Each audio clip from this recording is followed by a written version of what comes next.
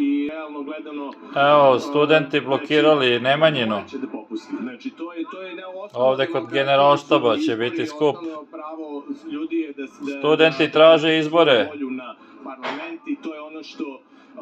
Evo, blokirano ovo ministarstvo ovde u Nemanjinoj.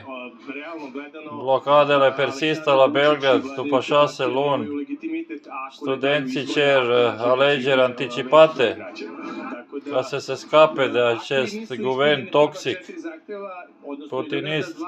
Biće ispunjen, to je sigurno, a on će onda da reši i ostale. To je sada put koji su studenti izabrali i mi kao profesori ih podržavamo u tome. Evo, slede oni izbori... Da li će biti ispunjene ovi zahtevi studenta?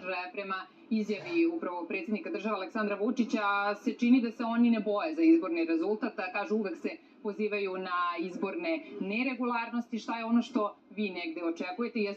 Je li vama pogled negde uprt u ta dva mesta i kakav će rezultat biti? Pa jeste pogled uprt tamo. Pozovite Eon, ugradite ove slobodne kanale, gledajte slobodne vesti.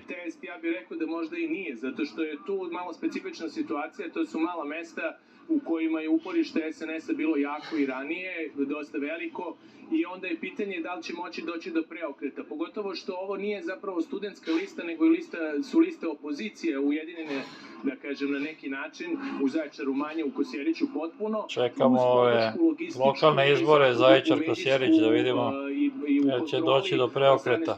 Što je velika stvar, ali nije isto kao što ništo raše. Za čest vikend vom vedea dacă se întoarce soarta țării. Nam satura de acest regim satanist.